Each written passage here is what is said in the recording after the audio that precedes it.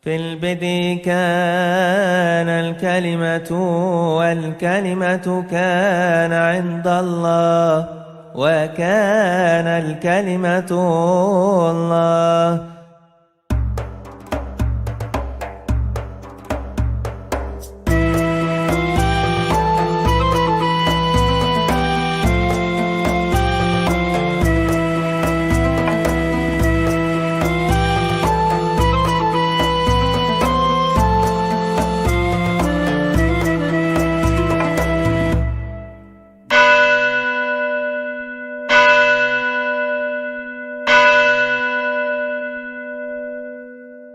Saudara-saudara yang terkasih dalam Tuhan, kitab Kidung Agung ini adalah kitab yang berbicara tentang hubungan Allah dan umatnya.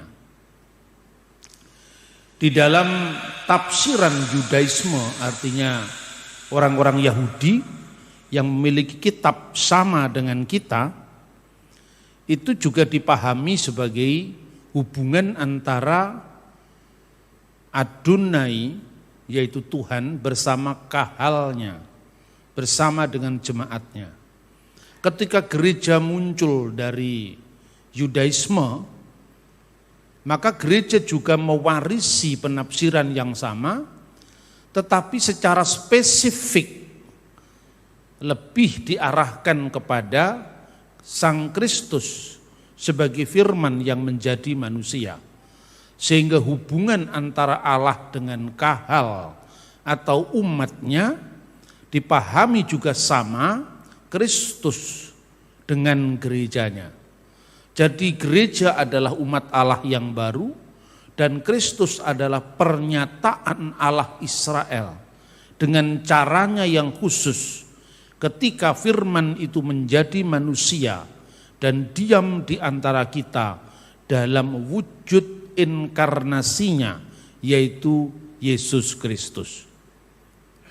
Nah saudara-saudara, sebagaimana gereja mewarisi sejarah dari bangsa Israel, maka kitab Kidung Agung itu adalah kitab yang tidak pernah diragukan sebagai kitab yang Tuhan berikan, artinya secara kanon sebagai kitab suci kita. Hanya orang kemudian menafsirkan dengan berbagai macam penafsiran yang itu bisa disalahpahami oleh orang-orang yang tidak mengerti. Misalnya, ada kelompok-kelompok polemik di Indonesia yang menuduh bahwa kitab Kidung Agung adalah kitab purno. Anehnya di pihak lain, mereka yang menuduh kitab Kidung Agung sebagai kitab purno itu mencari-cari pembenaran dari ayat Kidung Agung untuk membuktikan kedatangan dari nabi mereka, yaitu Nabi Muhammad Shallallahu Alaihi Wasallam. Nah, kitab Kidung Agung itu kan memang sebagaimana kitab-kitab yang lain. Kalau orang Kristen kan membaca kitab suci itu lebih ditekankan pada maknanya. Mengapa?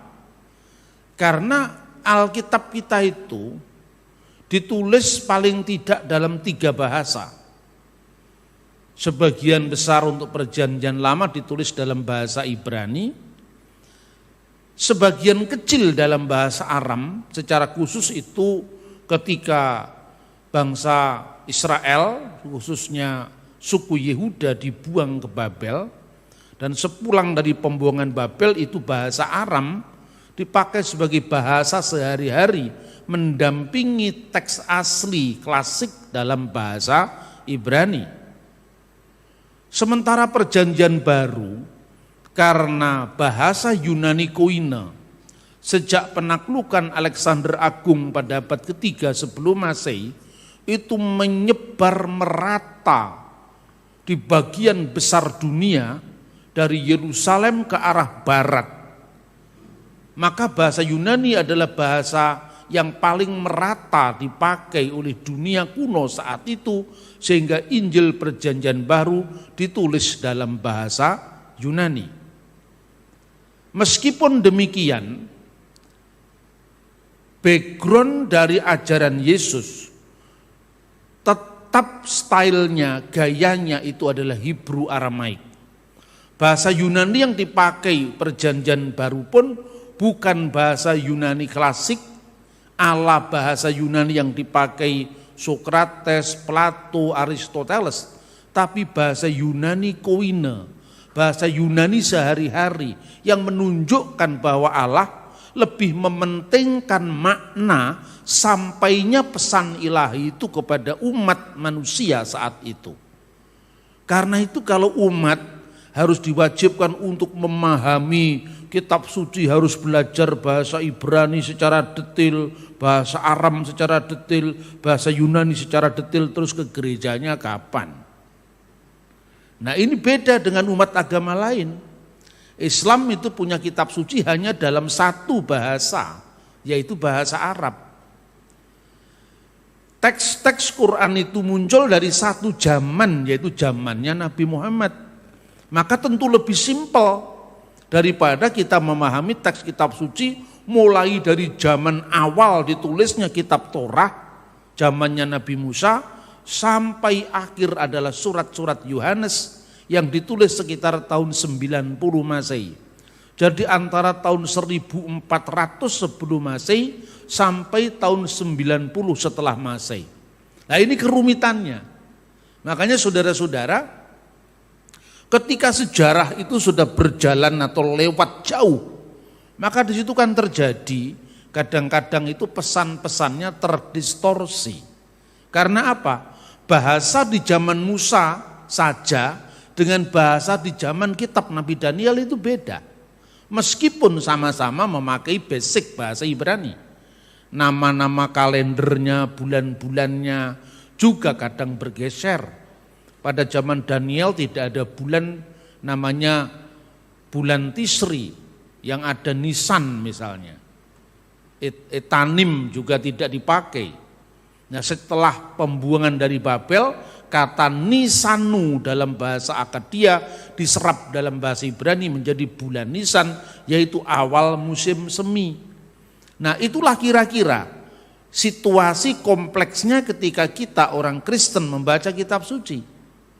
Nah saudara-saudara, karena itu kitab suci itu paling mudah untuk digunakan, disalah pakaikan atau disalah tafsirkan oleh orang lain yang ilmunya pas-pasan, tidak mengenal sejarah, tidak mengenal ilmu-ilmu bantu yang lain dalam memahami kitab suci. Tetapi tidak semua orang beragama itu pendekatannya polemik, tidak. Ada pendekatan yang lebih simpatik, ada pendekatan yang lebih ramah, lebih simpatik dari kalangan saudara-saudara muslim kita.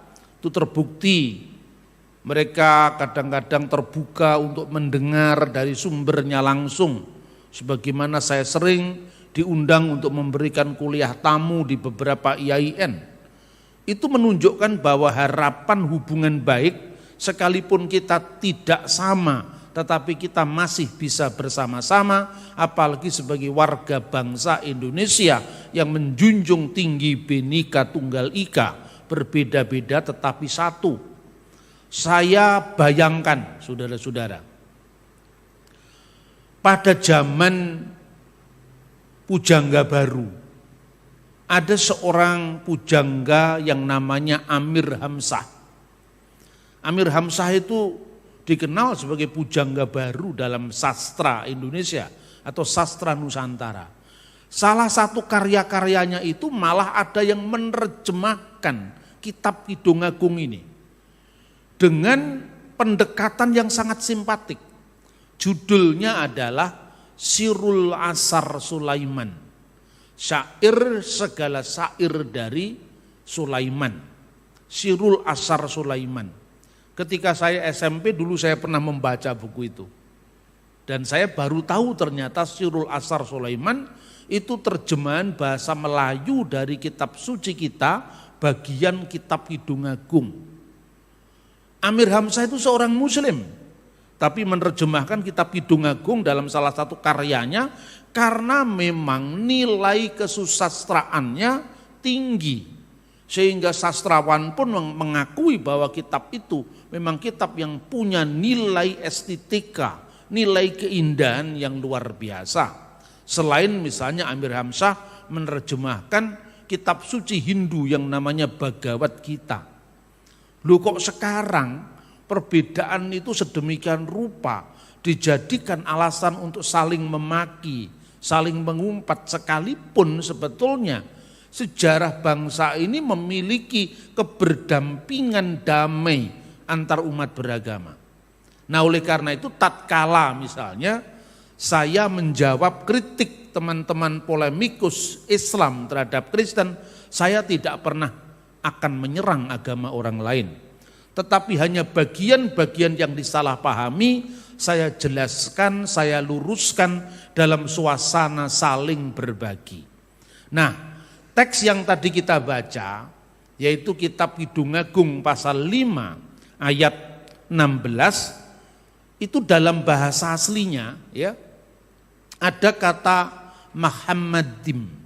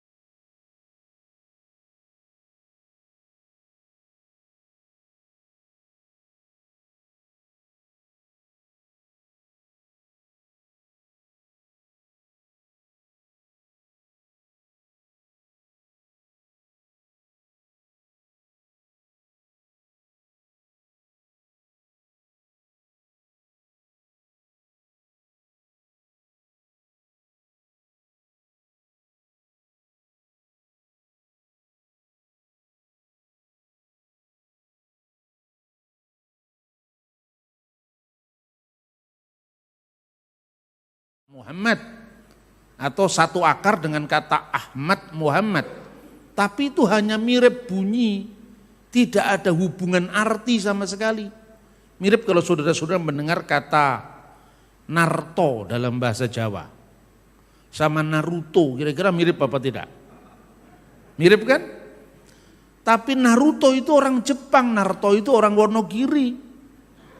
Tidak ada hubungannya. Mau di otak-atik apapun juga tidak akan ketemu. Karena antara keduanya memang itu berbeda.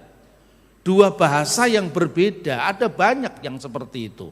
Maka menafsirkan kitab suci itu tentu bukan hanya modalnya mendengarkan atau otak-atik gatuk saja.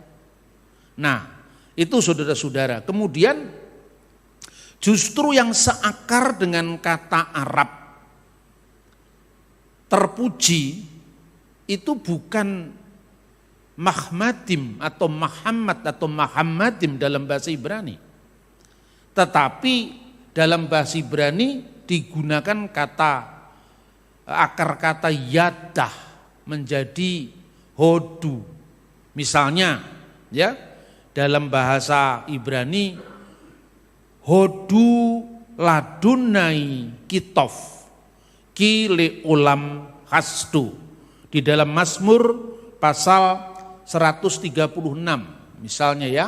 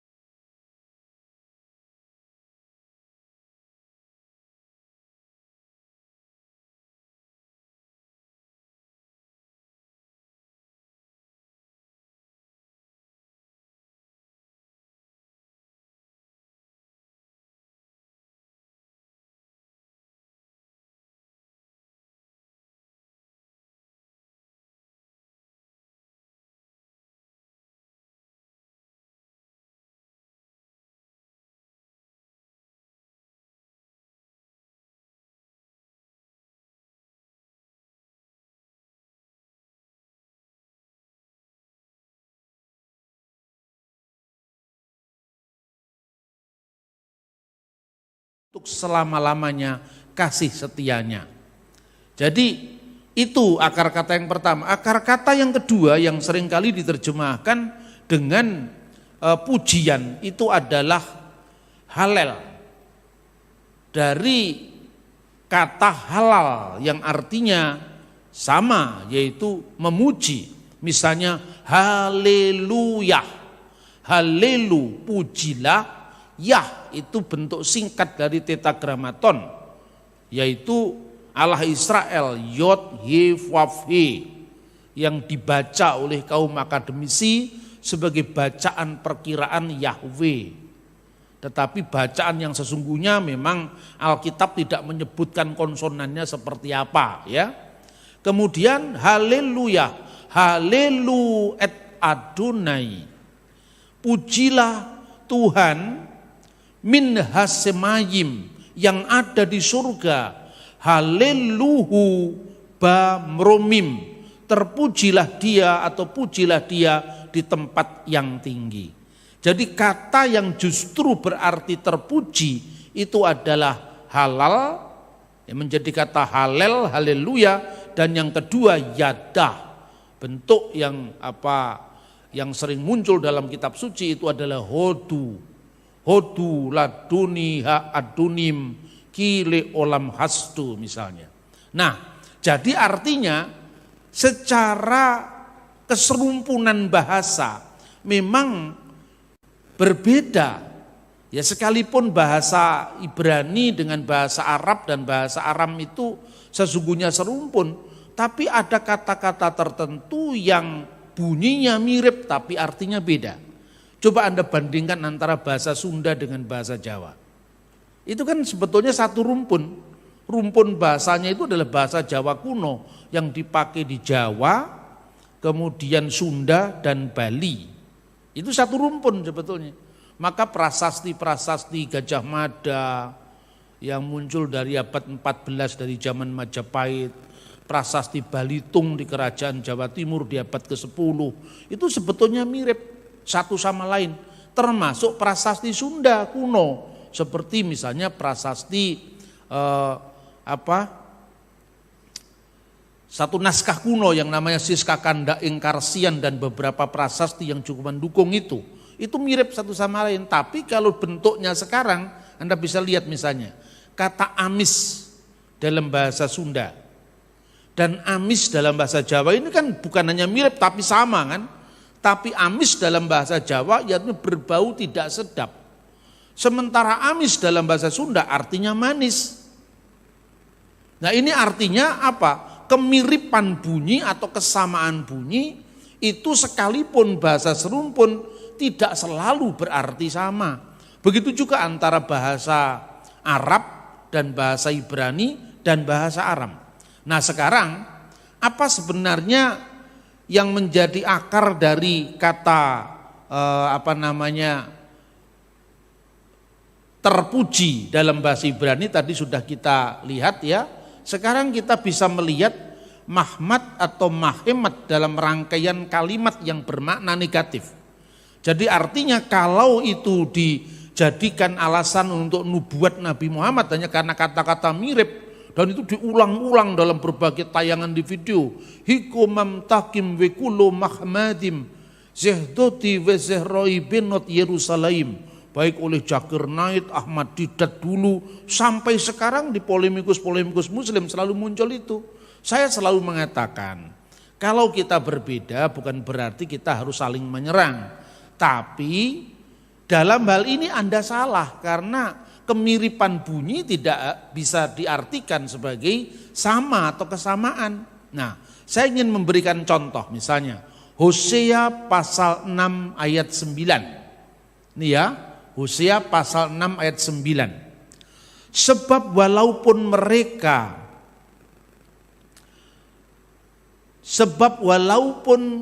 mereka mengelakkan diri dari pemusnahan, sekalipun mereka menghindarkan diri dari pemusnahan, Mesir akan mengumpulkan mereka. Memphis, kota kuno di Mesir kuno, akan menguburkan mereka. rumput akan menutupi barang-barang perak yang berharga. Nah, yang berharga ini dalam bahasa aslinya mahmad, tapi dikaitkan dengan barang perak yang berharga. Maka di situ kita bisa menemui teks ini. Onak akan tumbuh dalam kemah-kemah mereka. Jadi menguburkan mereka, rumput akan menutupi barang-barang perak yang berharga. Berarti kalau dibaca lengkap, rumput akan menutupi mahemat. Nah, masa Muhammad ditutupi rumput? Nah, ini kalau sekedar mencari kesamaan bunyi kan. Nah, teks lagi satu, Hosea pasal 6 pasal 9 ayat 16. Efraim telah dipukul, akarnya telah menjadi kering. Mereka tidak akan menghasilkan buah. Bahkan sekalipun mereka melahirkan anak buah kandungan mereka yang berharga, aku akan matikan. Anak buah kandungan yang berharga dan yang berharga itu Muhammad, maka wehemati dan aku akan mematikan Muhammad bitnam, kandungan yang berharga.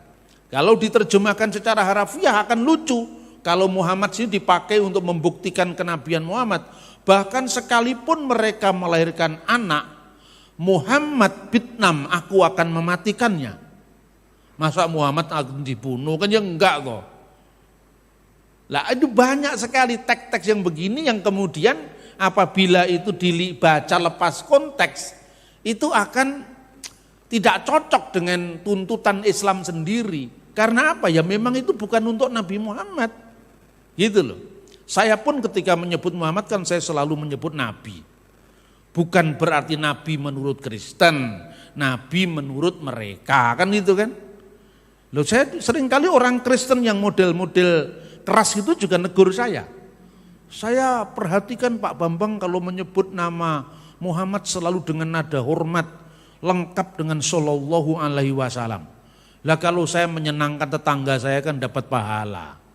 Kan bukan berarti saya ikut mengakui. Saya berikan contoh. Ketika kita menyebut Siddhartha dengan Gautama, dengan Buddha, ya, Buddha itu artinya orang yang menerima pencerahan. Kita menyebut ini lahirnya Sang Buddha, hari raya Waisak.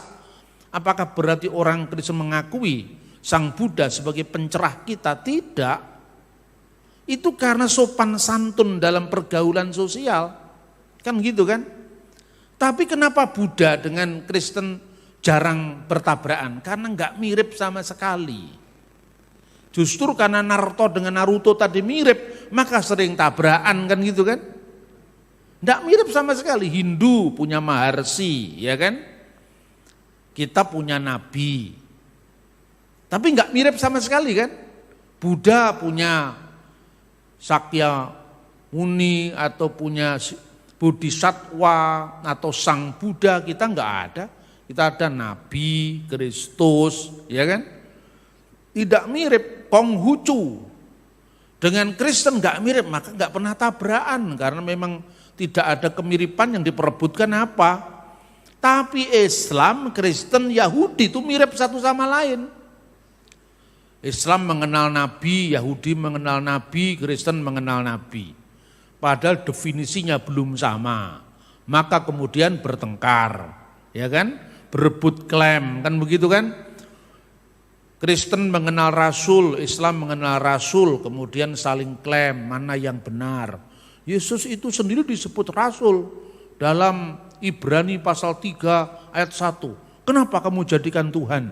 Padahal definisi Rasulnya tidak sama, meskipun ucapannya sama, kan gitu kan? Makanya yang mirip-mirip gini malah sering bertengkar. Saya pernah diskusi sama Profesor Mun'im Siri dalam sebuah diskusi webinar. Intinya itu Islam dan Kristen, Islam Kristen agama Abraham. Lalu beliau mengelontarkan satu statement yang menarik. Apakah agama Abraham, the Abrahamic religion itu mempersatukan atau justru memecah belah? Terus saya jawab dengan pasti memecah belah.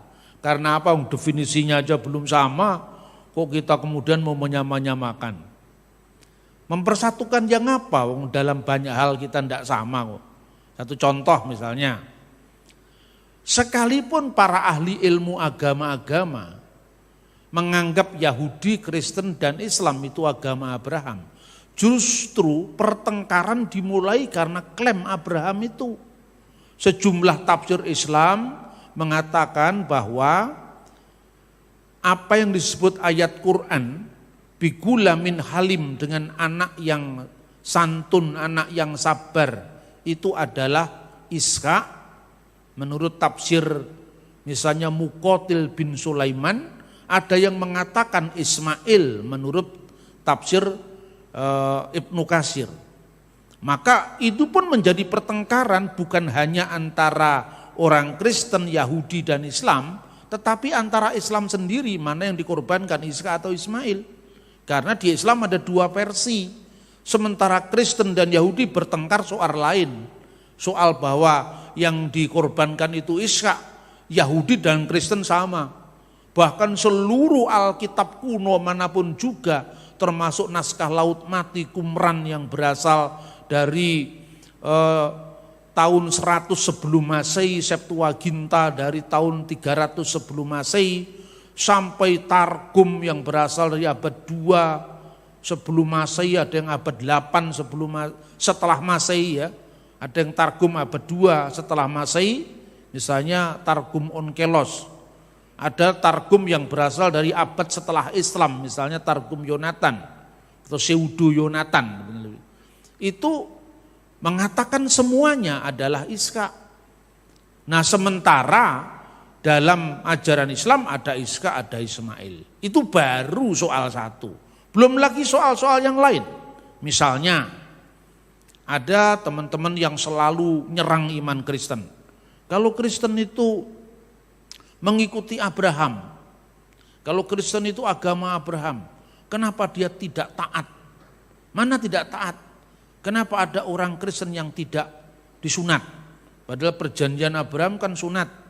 Terus saya bilang, sunat itu bukan dilarang dalam iman Kristen, juga bukan diwajibkan sebagai syarat keselamatan. Orang Kristen yang sunat juga sampai sekarang ada, ya, orang Kristen Koptik di Mesir. Itu umur 3 hari sunatnya, bukan umur 8 hari. Kenapa? Karena tradisi sunat seperti yang tergambar di kuil-kuil Karnak 1000 tahun sebelum Abraham, itu sudah ada. Sunat itu ciri khas orang Mesir. Sampai kemudian gereja ortodok Koptik itu berkembang di Mesir, sunat itu bukan karena alasan untuk keselamatan jiwa, tapi sunat itu karena alasan tradisi kebersihan. Maka disebut taharot dalam bahasa Arab oleh orang Koptik. Yang dilarang sunat itu apa? Sunat sebagai andalan keselamatanmu. Maka kalau kamu menyunatkan dirimu agar kamu berharap diselamatkan oleh ritus sunat itu, maka untuk apa Kristus mati bagimu? Rasul Paulus yang sering dituduh katanya membatalkan sunat, nah dia menyunatkan Timotius kok di dalam Kisah Rasul pasal 16. Tapi kenapa Rasul Paulus melarang Titus disunatkan? Karena Titus itu orang Yunani. Nah, coba baca sumber Yahudi, apakah sunat itu diwajibkan untuk orang bukan Yahudi? Tidak, sunat memang banyak untuk orang Yahudi. Nah, contoh-contoh semacam ini yang apabila kita tidak tuntas membahas, itu bisa menimbulkan salah paham. Kami, katanya kaum polemikus itu, lebih setia kepada ajaran Nabi Musa ketimbang orang Kristen. Buktinya apa? Kami tidak makan babi, tapi kenapa Kristen makan babi? Terus saya jawab, lah kamu masih makan unta kok. Lah unta kan juga dilarang dalam Imamat pasal 11. Unta, pelanduk, kelinci, baru babi. Kan gitu kan? Nah, kelinci dimakan, ini ada di mana itu Telaga Sarangan itu. Kalau naik di situ ada di mana-mana sate kelinci. Kelinci tidak boleh. Jadi selama Anda makan suike, makan belut, makan kepiting, termasuk kepiting telur asin, termasuk cumi-cumi, itu tidak cocok dengan hukum khusus orang Yahudi. Jadi jikalau orang Kristen itu makan babi, yang tidak makan babi juga banyak, ya kan? Karena apa? Karena orang Kristen memiliki akar dari kekristenan non-Yahudi. Dan kekristenan non-Yahudi itu memang tidak berlaku hukum Musa. Tanya kepada Rabi Yahudi sendiri. Yang disebut Taryak. Taryak itu singkatan dari 613 Taryak Misfot Mose. 613 hukum Musa. Itu berlaku bagi orang Yahudi. Penjabaran dari kitab Taurat. Nah sementara untuk mereka yang di luar hukum Musa, bangsa-bangsa non-Yahudi, bangsa-bangsa Goyim, berlaku apa? Sefa Misfot Bene Noah, 7 hukum bagi Bani Nuh. Nah sejak dulu memang orang non-Yahudi tidak ada kewajiban sunat, karena sunat itu termasuk hukum Yahudi, tidak ada kewajiban untuk memelihara hari Sabat. Makanya sampai hari ini di Israel modern ada yang namanya Sabat Goi. Orang-orang non-Yahudi termasuk Kristen, termasuk Islam, apa itu orang Arab, apakah itu orang Polandia yang mau bekerja di hotel-hotel orang Israel pada hari Sabat. Lah kenapa? Karena Yahudi tidak boleh bekerja pada hari Sabat. Kalau orang Indonesia liburnya hari Minggu, ya kan? Kemudian hari Jumat kita tidak libur. Orang Mesir liburnya hari Jumat, minggunya bekerja. Karena pada hari Jumat misalnya, di Indonesia ini kita tidak libur, sementara saya harus bekerja di kantor, maka pekerjaan saya berikan kepada teman saya Mesir. Lah kamu, misalnya kan kamu yang libur, kamu kerjakan. Kira-kira seperti itu, gampangannya. Jadi itu saudara-saudara, jadi belajar tentang paralelisasi agama itu tidak mengukur agama orang lain dari ukuran kita. Nah sekarang kita baca lagi. Kitab Raja-Raja 20 ayat 6. 1 Raja-Raja 20 ayat 6. Tetapi besok kira-kira pada waktu ini, aku akan menyuruh pegawai-pegawaiku kepadamu dan mereka akan menggeledah rumahmu dan rumah pegawai-pegawaimu. Maka segala yang kamu inginkan dalam penglihatan matamu akan mereka ambil dari mereka. Jadi ini diterjemahkan secara harfiah ya. Apa yang diterjemahkan? Maka segala yang kamu inginkan dalam penglihatan matamu, ini terjemahan harfiah. Kal mahimmat inika, kal itu semua, mahimmat itu apa yang berharga, ain itu mata, apa yang berharga, kal mahimmat ainika, yang berharga di matamu akan mereka ambil dari mereka. Masa Muhammad akan mereka ambil dari mereka? Kan jadi tawanan. Makanya kelihatannya itu menguntungkan Islam, tapi itu merugikan Islam kalau diterus-teruskan. Karena Muhammad akan ditimbun rumput, Muhammad akan mereka ambil dan sebagainya. Maka apapun yang dilakukan, mengotak-atik ayat untuk mencari pembenaran bagi agama kita itu tidak boleh. Jikalau saya berbicara seperti ini, itu adalah hak jawab saya ketika iman Kristen disalahpahami. Ya kan? Saya pun juga tidak akan mengotak-atik teks orang lain untuk kepentingan membela iman saya. Saya tidak pernah lakukan itu. Tapi kalaupun misalnya kadang-kadang saya membandingkan satu teks Quran dengan teks Alkitab, biasanya itu kalau berhubungan dengan tuduhan. Misalnya contohnya, ketika kita dituduh mengatakan, orang Kristen berkata bahwa Tuhannya ketiga dari yang tiga. Karena kata ketiga dari yang tiga itu muncul dari teks Al-Quran, ya terpaksa saya menunjukkan sumbernya. Tapi bukan mencari pembenaran, legitimasi dari kitabnya umat Islam.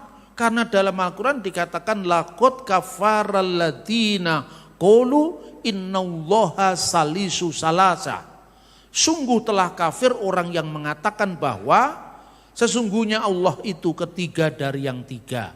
Lalu saya bilang, tidak ada orang Kristen yang mengatakan Allah itu ketiga dari yang tiga. Terus ini siapa Pak kalau bukan Kristen? Saya pun masih menahan diri. Ya golek ono dhewe wong itu bukan kitab saya. Ya toh? Lu kurang sabar apa saya ini? Saya kan tidak pernah mau mengintervensi orang lain, tetapi itu pun di YouTube orang masih mengatakan, "Hei Bambang, kamu jangan suka memfitnah Islam." Yang saya memfitnah itu loh kapan? Wong buku saya aja diberi kata pengantar Pak Said Akil, diberi kata pengantar Gus Dur, saya memberikan kuliah di beberapa IAIN. Lah kapan saya menghujat Islam? Tidak pernah. Tapi itu sengaja sengaja dibuat orang untuk disetting seperti itu. Karena apa? Karena saya tidak pernah berhenti untuk mempertanggungjawabkan iman saya ketika iman saya disalahpahami oleh siapapun. Karena secara hukum itu kan hak jawab. Wong itu iman kita tidak seperti itu.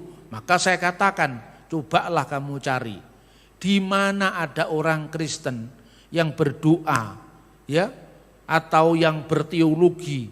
Kami percaya kepada ketiga dari yang tiga, kan enggak ada. Mau itu ortodoks yang selalu sembahyang dengan mengucapkan Allah yang esa, ketika mengatakan Bismil ab walibni warahil kudus al ilahu wakid amin. Demi nama Bapa dan Putra dan Roh Kudus al ilahu wakid, Allah yang esa amin. Ya toh? Orang Katolik, mana ada orang Katolik juga kalau berdoa Allah ketiga dari yang tiga. Nah, ketiga dari yang tiga itu dalam konteks yang dikritik Quran pun saya setujui. Karena kalau saya membaca tulisan-tulisan Bapak Gereja, misalnya Epifanius dari Salamis yang menulis tahun 400 sekian, ya abad keempat, dia mengatakan bahwa di Arab itu ada aliran Kristen sesat yang namanya Koliridianisme. Mereka suka membuat gerobak-gerobak dari bunga yang dihias demikian rupa dan terjadi pemujaan kepada Maria. Lalu dalam pemujaan itu Maria diberikan sesaji, diberikan korban berupa roti persembahan yang namanya kolirida.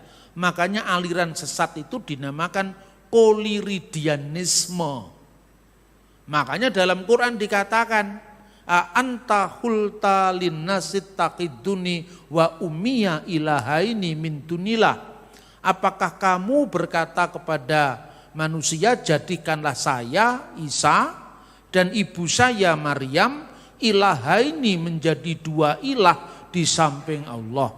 Berarti yang dikritik oleh Al-Quran itu Bapa, Ibu dan Anak. Lah ini bukan Trinitas Kristen, inilah ketiga dari yang tiga. Saya pun juga memberikan pertanggungjawaban dari apa yang saya sampaikan. Coba selain membaca satu tafsir, bacalah tafsir yang lain. Misalnya ya, tafsir Al-Qasimi. Tafsir Al-Qasimi mengatakan bahwa yang ditolak dalam teks itu adalah aliran Maryamiyun yang subur di Arab pada waktu itu. Nah, tapi kenapa? Saya kan tidak mencampuri Muhammad itu siapa, saya tidak pernah. Itu urusannya umat Islam. Dan kalaupun saya mengatakan Muhammad dengan Nabi, itu hanya Nabi yang dijunjung tinggi, yang dihormati oleh orang Islam. Ibarat istrimu bukan istri saya. Tapi kalau saya menyebut itu sang istri, artinya istrinya yang bersangkutan, kan tidak berarti mengganti Bu Safa jadi istrinya orang, kan tidak kan? Ketika Anda mengatakan selamat hidup baru, Tuhan memberkati, ya, apakah istrinya dia jadi istri yang mengucapkan itu? Kan ya tidak. Itulah sopan santun dalam masyarakat majemuk. Inilah yang selalu saya kembangkan dalam semangat bersaksi tanpa melukai. aman secara hukum, ramah secara budaya, menjangkau yang belum terjangkau. Makanya saudara-saudara, ini penting untuk etika kita dalam berbangsa dan bernegara. Kita menjadi Kristen 100%, tapi sekaligus juga menjadi Indonesia 100%. Jangan mau negara kita diadu domba, sekalipun kita beda, sekalipun kita tidak sama, tapi kita harus bersama-sama. Nah, terakhir, tentang teks ini juga ada orang yang menuduh bahwa umat Kristen atau umat Yahudi telah menghilangkan kata Muhammadim dalam Alkitab. Nah, ya memang kata Muhammadim kal Muhammad An-Nika misalnya, itu kan bukan nama orang. Jadi saya berikan contoh, kalau misalnya di dalam Al-Quran, nah sekaligus saya tegaskan lagi, kalau saya memberikan contoh ini berarti saya tidak mencampuri agama lain. Tapi karena polemikus Islam menuduh orang Kristen, katanya orang Kristen telah menghilangkan kata Muhammadim supaya menghalangi Muhammad diakui jadi nabi. Maka saya bandingkan, ini ada kata-kata Dzalikal kitab la raiba fihi hudalil mutakin. Ya. Inilah kitab, maksudnya kitab suci Al-Qur'an yang tidak ada keraguan di dalamnya, yang menjadi huda, petunjuk bagi orang-orang yang takwa. Kan diterjemahkan, yang menjadi petunjuk bagi orang-orang yang takwa. Teks aslinya huda lil mutakin. Seandainya kata huda dipakai nama orang, misalnya Muhammad Huda misalnya, itu kan orang yang memberi nama, tapi teks ini bukan nama. Teks ini adalah petunjuk bagi orang-orang yang bertakwa. Nanti jangan-jangan mengatakan, ini kalau kadrunnya Kristen, tadi kan kadrunnya Islam, kalau kadrunnya Kristen jangan-jangan mengatakan telah menghilangkan kata Huda, kan ya enggak begitu. Jadi mari kita beragama dengan jujur, beriman dengan cerdas, beriman yang tidak pernah memaki-maki orang, beriman yang tidak pernah merendahkan orang. Siapa yang merendahkan sesamanya berarti merendahkan penciptanya. Itu kita pahami. Injil diberitakan bukan dengan suasana teror, bukan dengan suasana menyalahpahami orang lain, bukan dalam suasana untuk menyerang iman orang lain.